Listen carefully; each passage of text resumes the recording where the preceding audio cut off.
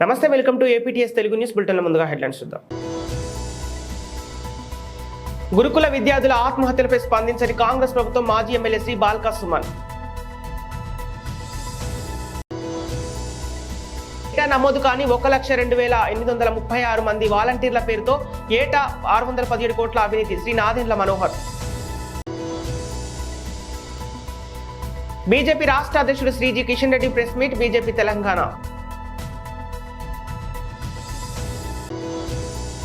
అధికారంలో ఉన్నప్పుడు ఇచ్చిన హామీలు అమలు చేయకుండా ప్రజలను మోసం చేసిన చంద్రబాబుకు సీఎం వైఎస్ జగన్ సవాల్ విసిరే అర్హత, హక్కు లేదు. 15 రోజుల్లో 4 గురుకుల విద్యార్థుల ఆత్మహత్యలు జరిగిన పట్టించుకోకుండా సీఎం ఢిల్లీకి చక్కర్లు కొట్టడం బాధాకరం. మాజీ ఎమ్మెల్యే శ్రీ బాల్కా సుమన్. రాష్ట్రంలో గడిచిన 15 రోజుల్లో వివిధ గురుకులాల్లో 4 విద్యార్థినులు ఆత్మహత్యలు చేసుకోవడం బాధాకరం. భువనగిరిలో భవ్య, వైష్ణవి అనే 2 అమ్మాయిలు, సూర్యాపేటలో కూడా వైష్ణవి, అస్మిత అనేటటువంటి 2 అమ్మాయిలు గడిచిన 15 రోజుల్లో గురుకులాల్లో 4 విద్యార్థినులు ఆత్మహత్యలు చేసుకున్నారు. ఈ అంశాన్ని కనీసం రాష్ట్ర ప్రభుత్వం కానీ, ముఖ్యమంత్రి కానీ, మంత్రులు కానీ ఎవ్వరు కూడా పట్టించుకుంటలేరు. 4 విద్యార్థుల ప్రాణాలు వాళ్ళు ఆత్మహత్యలు చేసుకొని బలైపోతే అసలు వీటికి కారణమేంది, దీని వెనుక ఎవరున్నారు? వాళ్ళ విద్యార్థుల తల్లిదండ్రులు ఆందోళన చేసినారు, వివిధ రాజకీయ పార్టీలు, ప్రజా సంఘాలు ఆందోళనలు చేసినాయి.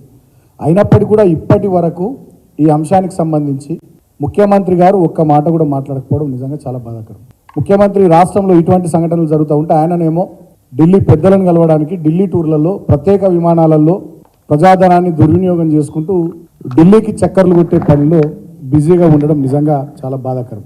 అదేవిధంగా గడిచిన కొన్ని రోజులుగా రాష్ట్రంలో పరిణామాలు గమనిస్తే ఎన్నికల సందర్భంలో వీళ్ళు ఇచ్చినటువంటి హామీలు అమలు చేసే ఉద్దేశం ఏమాత్రం వాళ్ళకి లేదన్నట్టుగా అర్థమవుతా ఉంది. వాళ్ళు ఇచ్చినటువంటి 420 హామీలు కానీ, 6 గ్యారంటీలు కానీ, వాటిలో ఇప్పటి వరకు అమలులోకి తీసుకొచ్చింది కేవలం ఒకటి ఉచిత బస్సు. మహిళలకు ఉచిత బస్సు అన్నారు. మీదికి కూడా మహిళలకు ఉచిత బస్సు ప్రయాణం సౌకర్యం కల్పించి ఒక హామీని నిలబెట్టుకున్నామని కాంగ్రెస్ పార్టీ, ముఖ్యమంత్రి వీళ్ళందరూ చెప్తున్నారు. కానీ చాలా గ్రామాలకు ఆర్టీసీ బస్ సర్వీసులు రద్దు చేసిరు, తగ్గించారు. అదేవిధంగా 6 గ్యారంటీల్లో మిగిలినటువంటి ఒక్క పథకాన్ని కూడా, 420 హామీలకు సంబంధించినటువంటి ఒక్క పథకాన్ని కూడా అమలు చేయకుండా ఢిల్లీకి చక్కర్లు కొట్టే పనిలో ముఖ్యమంత్రి బిజీగా ఉన్నాడు. పార్లమెంట్ ఎన్నికలకు కాంగ్రెస్ పార్టీకి, ఢిల్లీకి ఏఐసిసి పెద్దలకు సంచులు మోసే పనిలో ముఖ్యమంత్రి, మంత్రులు బాగా బిజీగా ఉన్నారు. వీళ్ళ ప్రత్యేక విమానాలలో మరి ఎన్ని సంచులు పోతున్నాయో ఏందో ఇవాళ రాష్ట్ర ప్రజలు కూడా ఆలోచన చేయాల్సిందిగా నేను కోరుతా ఉన్నా. ఇవాళ వీళ్ళు శ్వేతపత్రాలు విడుదల చేస్తూ ఉన్నారు అసెంబ్లీ వేదికగా. సరే, మా నాయకులు చాలా గట్టిగా, ధీటుగా సమాధానం చెప్పి వాళ్ళ తప్పుడు ప్రచారాన్ని, దుష్ప్రచారాన్ని, అర్ధసత్యాలను, అసత్యాలను సమర్థవంతంగా అసెంబ్లీ వేదికగా మా నాయకులంతా తిప్పికొట్టడం జరిగింది. మా హరీష్ రావు గారు కానీ, మా కడియం శ్రీగారు గారు కానీ, మా పల్లా రాజేశ్వర రెడ్డి గారు కానీ, మా కేటీఆర్ గారు కానీ, మా జగదీశ్వర్ రెడ్డి గారు కానీ, మా నాయకులంతా కూడా చాలా సమర్థవంతంగా ఏపీలో ఉన్న వాలంటీర్ వ్యవస్థపై జనసేన నేత నాదెండ్ల మనోహర్ విమర్శలు గుప్పించారు. ఇంటింటికి వెళ్లి పూర్తి సమాచారాన్ని సేకరించాలని వాలంటీర్లకు ఎవరు చెప్పారని ప్రశ్నించారు.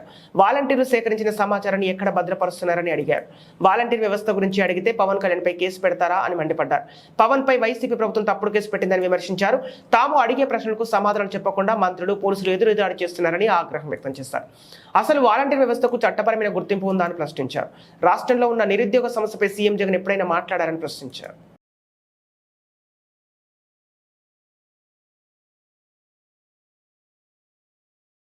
అందరికీ నమస్కారం అండి. సుమారు వారం క్రితం గుంటూరు జిల్లా కోర్టులో మా పార్టీ అధ్యక్షులు పవన్ కళ్యాణ్ గారి పైన, వాలంటీర్ వ్యవస్థ పైన అనేక సందర్భాల్లో పవన్ కళ్యాణ్ గారు చెప్పిన కొన్ని విషయాల్ని ప్రస్తావిస్తూ, వాలంటీర్ వ్యవస్థలో ఉన్న ఒక వాలంటీర్ తోటి ప్రభుత్వం కుట్రపూరితంగా, బలవంతంగా ప్రతిపక్షాలని భయపెట్టే విధంగా వారి ఆలోచనలో భాగంగా కేసు నమోదు చేయడం జరిగింది. మా గుంటూరు జిల్లా అధ్యక్షులు గదా వెంకటేశ్వరరావు గారు దాదాపు 10 రోజుల నుంచి అది ఫాలోఅప్ చేస్తూనే ఉన్నారు. చివరికి న్యాయస్థానం దానికి ఆ కేసు నమోదు చేసి సమన్స్ కూడా జారీ చేయడం జరిగింది. ఈ సందర్భంలో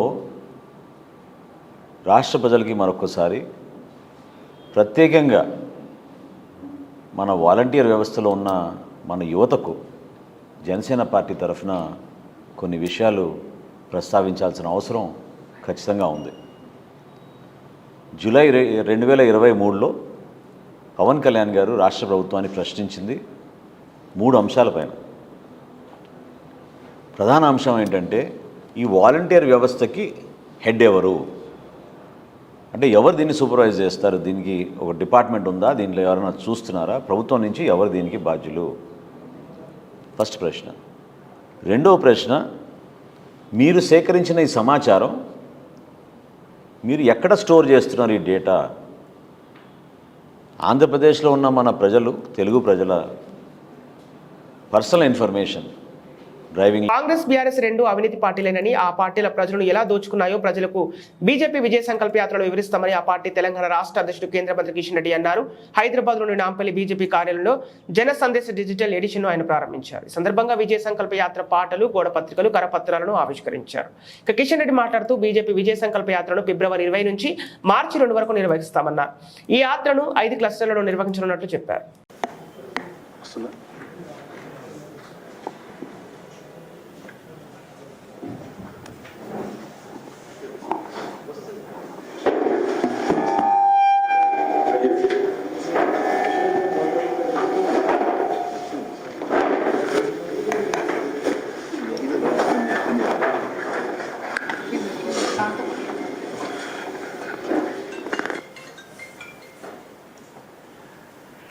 జనసందేశ్ భారతీయ జనతా పార్టీ పత్రిక.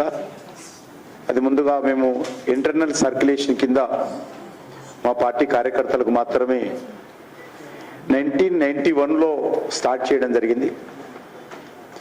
అనేక రూపాంతరాలు మారుతూ ఈరోజు అది ఇండియా టుడే బుక్లెట్ రూపంలో అలాగా ఈరోజు మా జనసందేశ్ పత్రికను కూడా గతంలో నేను అధ్యక్షుడిగా ఉన్నప్పుడు మార్చడం జరిగింది. ఇప్పుడు ఉన్నటువంటి మారుతున్నటువంటి టెక్నాలజీ నేపథ్యంలో భారతీయ జనతా పార్టీ పత్రికను పార్టీ కార్యకర్తలకే కాకుండా గత కొన్ని రోజులుగా సమాజంలో ఎవరడిగినా వాళ్ళకి ఇచ్చేటువంటి వాళ్ళము, వాళ్ళకి అందించేటువంటి ప్రయత్నం చేశాము. చాలా పెద్ద ఎత్తున సర్క్యులేషన్ పెంచేటువంటి ప్రయత్నం చేశాం. మా పార్టీ కార్యకర్తలకు, సానుభూతిపరులకు, రాజకీయ విశ్లేషకులకు, విద్యావంతులకు, మీడియా పర్సన్స్కి అందరు కూడా అడిగిన వాళ్ళందరికీ పంపించేటువంటి ప్రయత్నం చేశాం. ఈ రోజు నుంచి దాన్ని డిజిటల్ రూపంలో కూడా అన్ని వర్గాలకు అందుబాటులో తీసుకొచ్చేటువంటి ప్రయత్నం చేస్తూ ఉన్నాం.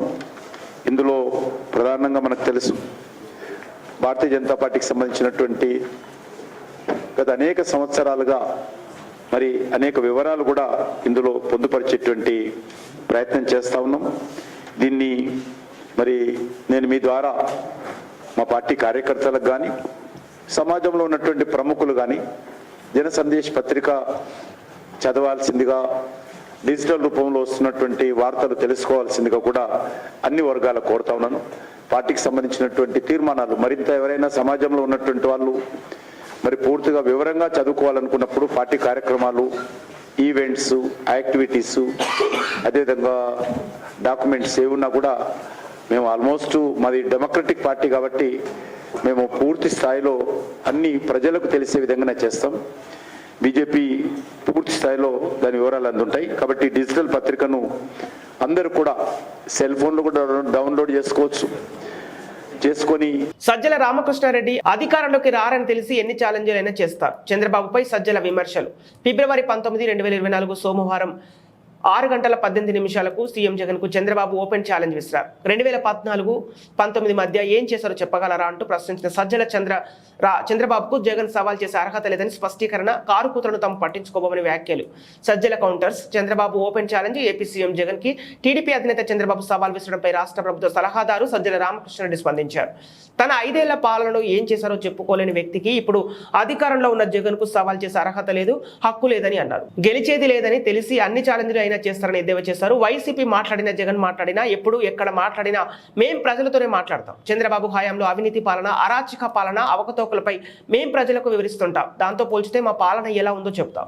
లేని వాళ్ళకి కానీ అధికారం వచ్చే అవకాశం లేని వాళ్లకు ఎన్ని ఛాలెంజ్లు, సవాళ్ళైనా విసరచ్చు. అధికారంలో ఉండి 14 ఏళ్ళు, అందులో 5 ఏళ్ల క్రితం తానే అధికారంలో ఉండి ఆ 5 ఏళ్లలో ఏం చేశానో చెప్పుకోలేని వ్యక్తికి ఇప్పుడు అధికారంలో ఉన్న జగన్మోహన్ రెడ్డి గారికి సవాల్ విసిరే అర్హత లేదు, హక్కు లేదు. ఒకటి ఫస్ట్ పాయింట్. సెకండ్ విషయం వచ్చి, మేము అడ్రస్ చేసినా, మా పార్టీ మాట్లాడినా, జగన్మోహన్ రెడ్డి గారు మాట్లాడినా, ఎక్కడ ఎప్పుడు మాట్లాడినా అందరూ ప్రజలతోనే మనం మాట్లాడేది. మీ అవకతవకలు, లేక అవినీతి పాలన, లేకపోతే అరాచక పాలన చంద్రబాబు నాయుడు హారంలో ఎట్లుండింది అనేది మేము ఎక్స్పోజ్ చేస్తుంటాం. అది ప్రజల దృష్టికి తీసుకెళ్ళి మా పాలన ఎంత బాగుందో మేము చెప్పుకుంటూ వస్తున్నాం. మీకు సత్తా ఉంటే, నీకు సత్తా ఉంటే నువ్వు 14-19 మధ్య ఏం చేశావో నువ్వు చెప్పాలి. ఒక్క మాట అయినా ఆయన మాట్లాడే మాటల్లో ఆయన కానీ, ఆయన కొడుకు కానీ, ఆయన అరువు తెచ్చుకునే దత్తపుత్రుడు కానీ ఒక్కటంటే ఒకటి. ఆయన అయితే ఆ దత్తపుత్రుడు అయితే 18లో ఆ పాలన చెత్త పాలన, అందుకే నేను ఇండిపెండెంట్గా పోటీ చేస్తాను పక్క కూడా పోయినాడు. వీళ్ళిద్దరూ తండ్రి కొడుకులైనా ఇదిగో మేము 14-19 మధ్య ఇది చేశాం, మా పాలన జగన్మోహన్ రెడ్డి గారి కంటే ఇందులో బాగుంది, మాకు ఓట్లు వేయండి అని ఒక్కరోజన్నా అడుగుతున్నారా? నోరు తెరిస్తే తిట్లు, బూతులు తప్ప. అసలు అది మామూలుగా అయితే కేవలం జగన్మోహన్ రెడ్డి గారు ప్రజాస్వామ్యం మీద అత్యంత గౌరవం ఉన్న వ్యక్తి కాబట్టి, ఆఖరకు అంతిమ నిర్ణేతలు ప్రజలే అని తెలిసిన వ్యక్తి కాబట్టి ఈ కారు కూతలన్నీ ఎందుకు పట్టించుకోవాలని వదిలేశాడు. కానీ నిజంగా వాళ్ళు అంటున్నట్టు జగన్మోహన్ రెడ్డి గారు ఒక నియంతనో, ఇంకో రకమో, ఇంకొక రాజ్యాంగమో, వాళ్ళు అంటున్నట్టు రాజారెడ్డి గారి రాజ్యాంగం ఇట్లా పొద్దుపోని మాటలన్నీ అవి నిజమైతే వీళ్ళు ఇట్లా బరి తెగించి రోడ్డు ఎక్కి తిట్టుకుంటూ తిరగలిగే వాళ్ళ చంద్రబాబు కానీ, ఆయన కొడుకు కానీ, వాళ్ళ ముఠా ఎవరైతే ఉన్నారో వాళ్ళందరూ అవి తప్ప వేరే ఎందుకు మాట్లాడలేకపోతున్నారు? తిట్లు తప్ప. ఎక్కడైనా ఒక సహేతుకమైనవి కానీ, లేదా ఒక ప్రాతిపదిక మీద కానీ వాళ్ళు ఏదైనా ఆరోపణలు కానీ, విమర్శలు కానీ చేస్తున్నారా? ఒకటి లేదుగా. ఈరోజు పెట్టిన దాంట్లో కూడా జగన్మోహన్ రెడ్డి గారు ఎప్పుడెప్పుడో మాట్లాడినవన్నీ గుదిగుచ్చి దాంట్లో పెట్టారు. అందులో ఏది కాదని లేదు, కానీ ఫైనల్ మేనిఫెస్టోలో వచ్చాక ఏం చెప్పారు, అందులో మేమేమేమి అమలు చేసామనేది మేము చెప్పుకుంటున్నాం రోజు. అందులో ఏది కాదు నిజం కాదు చెప్పమనండి.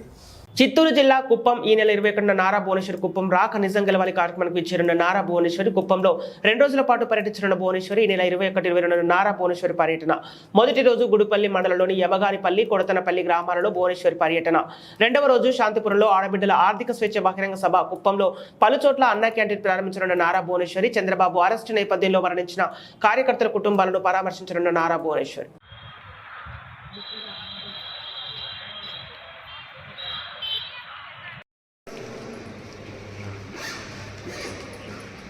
சொல்லிட்டோம் என்ன வேணும் உனக்கு?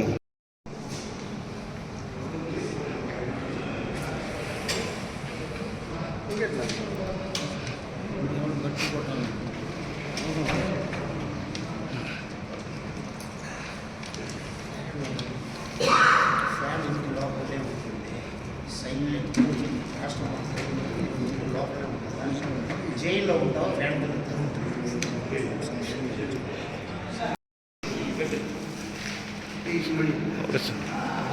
మీడియా మిత్రులందరికీ నమస్కారం. ఈరోజు కుప్పం తెలుగుదేశం పార్టీ కార్యాలయంలో ఈ మీడియా సమావేశం ఏర్పాటు చేయడానికి 2 అంశాలు.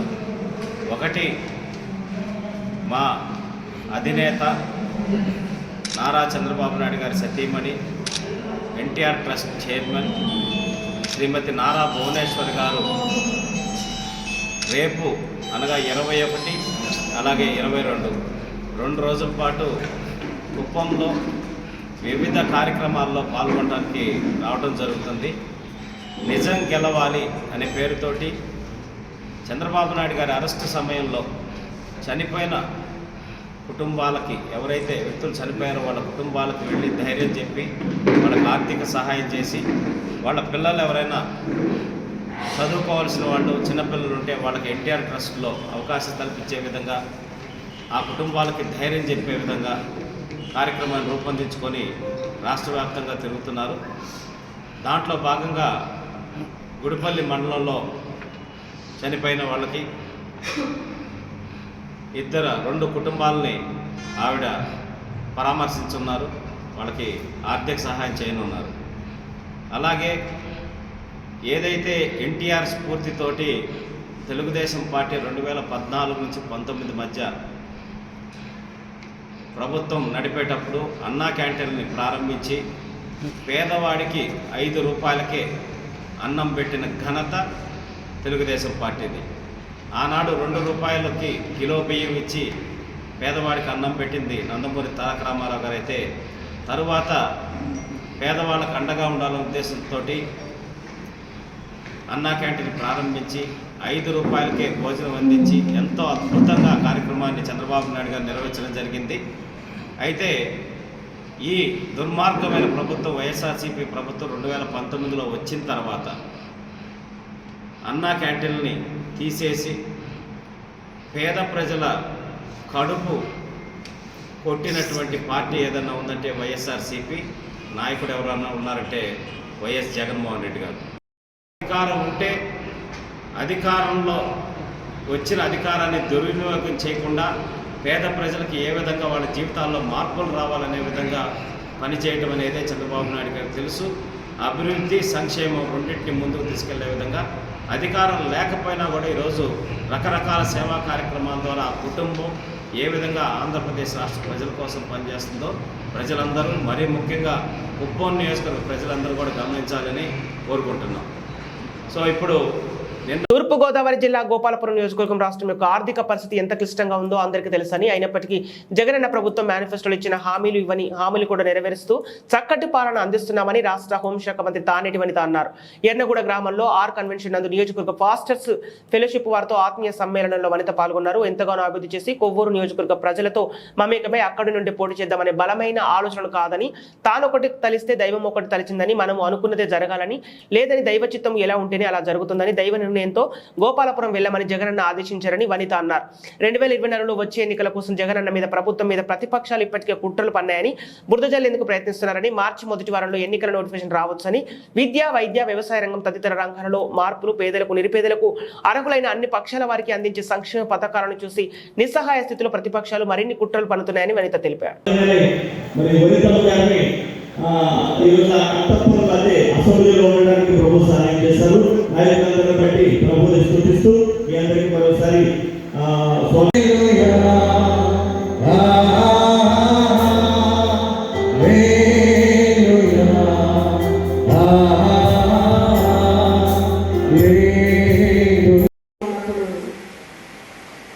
ఏ సంఘం దగ్గరికి వెళ్ళినా, ఏ దైవజనాన్ని కలిసినా ప్రతి ఒక్కరూ కూడా ఆ రోజుల్లో జనరల్గా అధికారం ఉన్న వాళ్ళ వైపే మొగ్గు చూపుతారు, కానీ ప్రతిపక్షం వాళ్ళ వైపు అంతగా సపోర్ట్ చేయదు. అలాంటి రోజుల్లో మమ్మల్ని చాలా ఆదరించి, అభిమానించి, ప్రార్థనలతో మమ్మల్ని బలపరిచి, మరి ఈ రోజున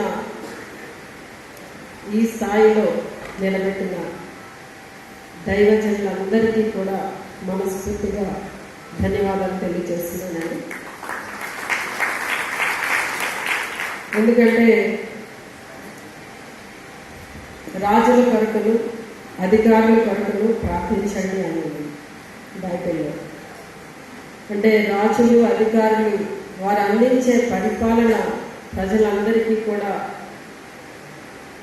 సమ్మతంగా ఉండాలి, ఆరోగ్యకరంగా ఉండాలి, వారందరూ కూడా సంతోషంగా ఉండే విధంగా ఉండాలి. అంటే ఊరికే అధికారం ఉంది కదా అని ఏదో ఒకటి పరిపాలన అందిస్తే సరిపోదు. ఈ రోజున మీ అందరి ప్రార్థనలు జగనన్న పక్షాలు ఉన్నాయి కనుకనే ఈ రోజున జగనన్న పాలనకి మనం అందరం కూడా నీరాజనాలు పడుతూ ఎంత చక్కగా, అంటే ఇన్ని వ్యవస్థల్లో మార్పు తీసుకొచ్చారు అనేది మనం మాట్లాడుకుంటున్నాం. అతి తక్కువ కాలంలో మరి ఈ ఆంధ్ర రాష్ట్రంలో జగనన్న అన్ని డిపార్ట్మెంట్స్లో కూడా ఎన్నో వినూత్నమైన మార్పులు తీసుకొచ్చి, ముఖ్యంగా విద్యాశాఖలో కానివ్వండి, ఆరోగ్య శాఖలో కానివ్వండి, వ్యవసాయ శాఖలో కానివ్వండి, ఇలా ఎన్నో మార్పులు అన్నమాట. ప్రజలందరికీ కూడా పేదలుగా ఉన్న వారికి, నిరుపేదలుగా ఉన్న వారికి. అనకాపల్లి శంకరావ సభలో నారా లోకేష్ కామెంట్స్ చేశారు. సంపూర్ణ మద్య నిషేధం అన్నారు. మద్యపాన నిషేధం లేదు. భూబామ్ షాపులు తెరిచారు. ఆరోగ్యశ్రీ 1000 రూపాయలు దాటిన జబ్బును నయం చేస్తామన్నారు. ఆరోగ్యశ్రీ అనే పేరుతో అనారోగ్యశ్రీ పేరుగా మారింది. అమ్మఒడి ఎంతమంది బిడ్డలు ఉంటే అందరికి వేస్తామన్నారు. జరిగిందా లేదా? పేదలకు 30 లక్షలు ఇల్లు కడతామన్నారు. కట్టలేదు. 40 సంవత్సరాలు దాటిన ఎస్సీ ఎస్టీ బీసీ మైనార్టీలకు పెన్షన్ ఇస్తామన్నారు. అది లేదు. ఆసరా చేయుత 10 ఇస్తే 100 లాగేస్తున్నాడు. ఆటో డ్రైవర్ దగ్గర పోలీసు చేత పట్టుకుని 20,000 రూపాయల చలాలను కట్టమంటున్నాడు. ఫీజు రియంబర్స్మెంట్ ఇస్తాను అన్నాడు, కానీ అది లేదు. హాల్ టికెట్ మార్క్ లిస్ట్ కావాలంటే మీ సొంత డబ్బులు కట్టాల్సిందే. 2 నెలలు ఓపిక పడితే టీడీపీ జనసేన ప్రభుత్వం వస్తుంది. మీ ఫీజులు మేమే చెల్లిస్తాం. 9 గంటల నాణ్యమైన కరెంట్ ఇస్తారని అన్నారు, కానీ ఇవ్వలేదు. సొంత తల్లిని చెల్లిని మెడబెట్టి బయటకు గంటేశాడు. వాడిని ఎలా నమ్మొచ్చు? మన డబ్బులతో సిద్ధం పోస్టర్లు. హెల్మెట్ ధరించి ద్విచక్ర వాహనాలు నడపడం ప్రాణానికి రక్షణగా ఉంటుందని జిల్లా కలెక్టర్ పి రంజిత్ భాష తెలిపారు.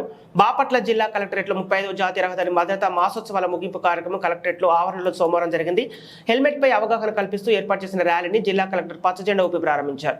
ప్రమాదాల నివారణపై ప్రజలు అవగాహన కలిగి ఉండాలంటూ ప్లకార్డులు చేతబూని ముందుకు సాగారు. మాసోత్సవాల్లో భాగంగా పాఠశాల విద్యార్థులకు నిర్వహించిన వక్తృత్వ క్విజ్ పోటీలలో 6గురికి కలెక్టర్ చేతుల మీదుగా బహుమతులు అందించారు. రహదారి భద్రతపై ప్రజలంతా అవగాహన కలిగి ఉండాలని జిల్లా కలెక్టర్ సూచించారు. రహదారిపై ప్రజలు ప్రయాణించే సమయంలో ట్రాఫిక్ నిబంధనలు పాటిస్తే ప్రజల ప్రాణాలను రక్షించవచ్చన్నారు. ద్విచక్ర వాహనాలు నడిపే ప్రజలు హెల్మెట్ ధరించడం ద్వారా ప్రమాదాలు నియంత్రించవచ్చన్నారు. ప్రమాదాలు అరికట్టడంలో ప్రజలు భాగస్వాములు కావాలన్నారు. ఈ కార్యక్రమంలో జిల్లా రవాణా శాఖ అధికారి R Suresh, APSRTC RVMV Krishnareddy, motor vehicle ఇన్స్పెక్టర్లు DBV Rangarao, S Prasanna Kumari, MMVI Anka Ramarao, B Kishore, committee సభ్యులు శ్రీమన్నారాయణ, సాల్మన్, డ్రైవర్లు, ప్రజలు తదితరులు పాల్గొన్నారు. సెంటర్ దగ్గర వరకు వెళ్తాం అన్నమాట. అక్కడతో programme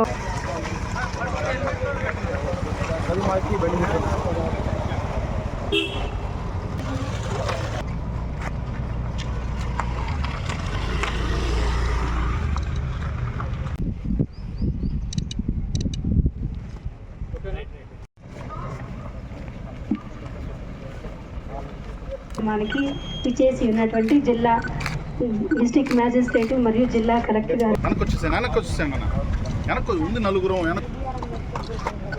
sir okay sir. Next M పాపా ఇచ్చుడుమా. Okay sir. Next first prize పాపా ఇచ్చుడు. Next Y Poojitha Mary. Okay ఎం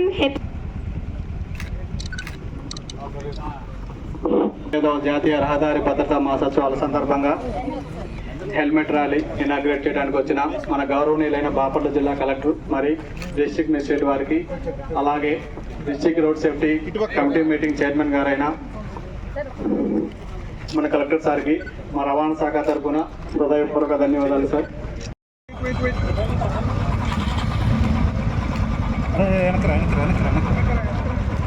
వెనకరండి అన్న.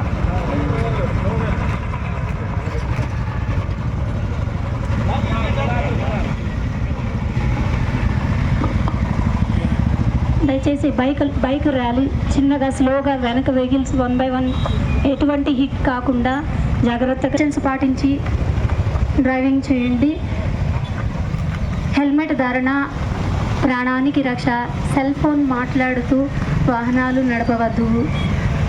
మద్యం సేవించి వాహనాన్ని నడపవద్దు.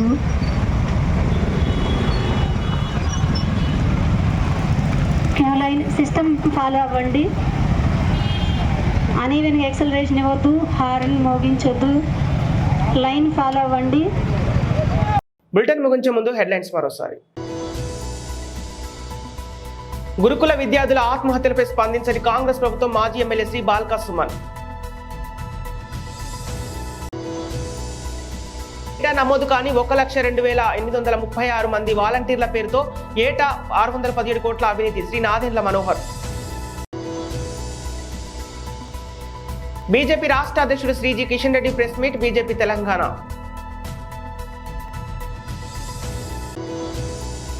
అధికారంలో ఉన్నప్పుడు ఇచ్చిన హామీలు అమలు చేయకుండా ప్రజలను మోసం చేసిన చంద్రబాబుకు సీఎం వైఎస్ జగన్ సవాల్ విసిరే అర్హత, హక్కు లేదు.